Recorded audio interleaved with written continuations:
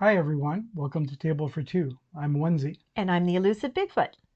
Today we're discussing our top five, almost in no particular order, but with a number one at the Right. end, um, games about food. hmm Food. So why don't you start with telling us about one of your games? All right. So one of my games is a game that's probably not well known. It is a smaller boxed game that you found for me at one point. It is, get this right, Space Battle Lunchtime. So imagine that you are in outer space and the aliens are going to have a cooking contest.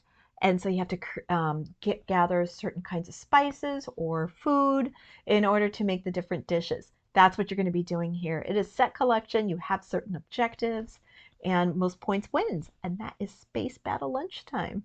All right. One of the games on my foodie game list is Grand Austria Hotel, which Mm. you mentioned in a different video. But in Grand Austria Hotel, the goal is that you're trying to house guests in the hotel and hmm also serve them food. So hmm it's foodie in that way. hmm And this is very fun. It's a little bit of a complex game, so you'll have to spend a lot of time learning it, hmm but it's very fun once you do. Grand Austria Hotel. I love this game. Playing the game is not hard. It's the scoring that we had the hardest time with, like understanding. There are let me see, how do I want to say this?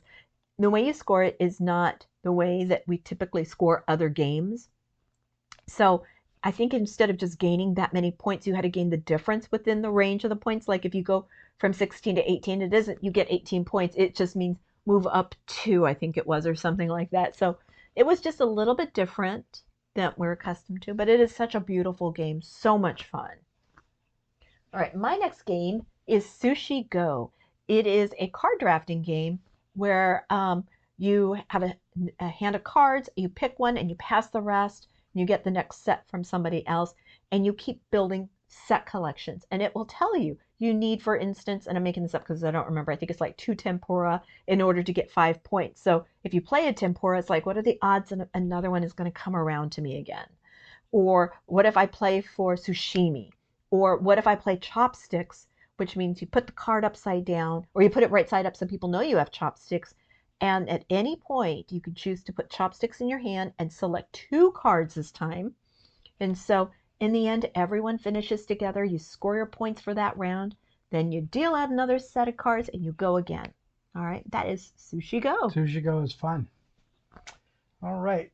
The next one on my list is Scoops. Oh, Scoops. Scoops is an ice cream game. Yes. All right, so you start with a basic cone Mm-hmm. and then you just add scoops of ice cream. It's a card game. Mm-hmm. You add ice cream scoop cards and you try to match the flavors and colors Yeah, it's the and colors, I think. toppings. hmm Right, so in addition to the ice cream scoops, they also have sprinkles and Gummy nuts and worms, yeah, stuff like that. or you take ice cream off of your opponents. Or you can upgrade your cone Yes. kind of to like a fancy chocolate coated cone or something like Or that. you give someone else a leaking cone and they're trying to fix that so that they can make sure that they have. At one point, you put a cherry on top, and then that Into the ends the game. And then you want to have the most points based on the flavors consecutively that you have, or the extra, like you said, the sprinkles or the syrup or the gummies on there. So much fun. yeah, so that's scoops. Scoops. Okay. My next game is Kitchen Rush. Kitchen Rush is a game where you have timers and you're putting them around the kitchen. In order to take an action, you have to flip over the timer. So while you're getting your resources from the pantry, the storage room, you still have to build. You put it on your plate, all the vegetables and spices that you need, and then you set it to cook with a timer. And so when that's done, if you need to cook it 3 times, you got to flip it again and then go down to the next level. And you have to wait for that to happen. Meanwhile, maybe you want to start something else. It's played in rounds.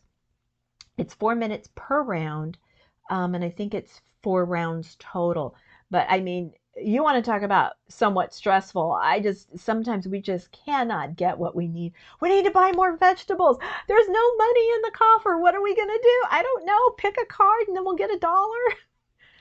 Great fun. Yeah, the one good thing, there's only one good thing about Yeah. Kitchen Rush, is that it does give you thematically the feeling of being in a hectic commercial kitchen. Yeah. Got to get these orders out. Yeah. Got to get this stuff cooked. Only Yeah. have so much time to do it. Yeah. You know? We played it just the other day, and before that, we were actually getting pretty good at it. But this time it was like we just couldn't get beyond, I think. We kept losing on round 3. It's like we're just not going to be able to make it. We can't pay all of our workers because you have to pay them as well. You get money for the dishes you complete, pay for the ones that pay your employees, and it was just a mess. But we do have an expansion also that gives you desserts like ice creams and things like that. That's a lot of fun too. So that's Kitchen Rush. Kitchen Rush. Okay. So my next one is Truffle Shuffle. We already had scoops for the ice cream, right? Truffle Shuffle is chocolates, right? And that's a set collection game. Basically cards with chocolate on them, and you're competing for the best sets of chocolate.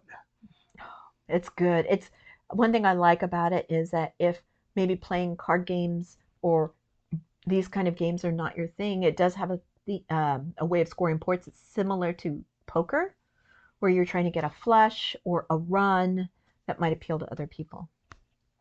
All right, my next game is Point Salad.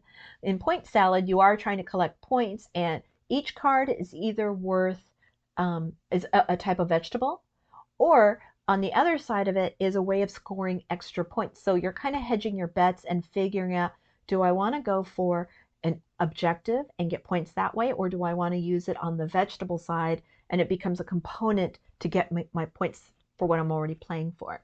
Simple game, lots of fun. Point Salad. Point Salad.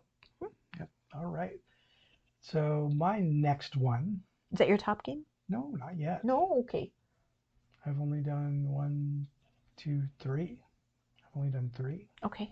So the next one up is Beer and Bread. Oh, nice. So Beer and Bread is a 2-player game, and you have a bakery where you can make bread and a brewery where you can brew beer, and you draft cards, take cards. It's both. You use cards to do that. There's definitely a drafting element where you're swapping hands back and forth. Right, and you can also use the cards to kind of tuck under your board and use the special abilities at the bottom to gain points or do extra things. And it's just beering. Brewing beer and baking bread. That's exactly like the title says. Is it beering and breading? It's beering and breading. Okay, got it. My next one is actually my top one. So you want me to go ahead and list my top? Okay, my top one is by Looney Labs. It is Just Desserts. Well, that just so happens to be my top one too. Is it? So we tied. Oh. So in Just Desserts, it is a set collection, and you're trying to build the favorite recipe. You have a restaurant, and you've got these customers you want to satisfy, and you want to satisfy them with their favorite recipe, ideally. So you'll pick up an ingredient, and sometimes it is the entire dessert. For instance, maybe someone's favorite dessert is peanut butter cups. So that means that if you don't have the card in your hand that says peanut butter cups, you'd have to make it from chocolate and maybe peanuts. And they've got other ingredients such as cookies and pudding and cake and pie. And you're just building a dessert, and then you lay it down. And if you satisfy that guest comes over to your pile. One of my favorite guests is Boston Guy. He has a tattoo of Boston. He has a tattoo of Boston on his arm, and his favorite dessert is Boston cream pie. Yeah. So, it's so much fun. And we also have the expansion for that one that's called Just Coffee, I think, where it adds another element to the game. So Just Desserts, and I'll also add that we've taken this game to restaurants. Oh, yeah. And we play it while we're waiting for our order to come. So it's a good pre-dinner pastime. Oh, You totally. can have your just desserts before your dinner and then your dessert after. Very good.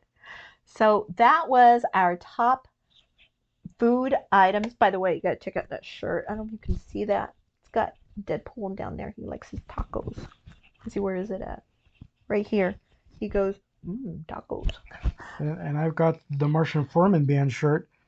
They play at a restaurant. There's food there, and I hear that their guitar player is pretty good.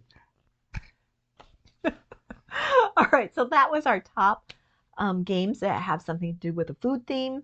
So let us know in the comments, what are your favorite games? We would love to play more games, of course, and like to try different things out. So from Table for Two, I am the Elusive Bigfoot. And I'm Onezie. Thank you so much. Bye.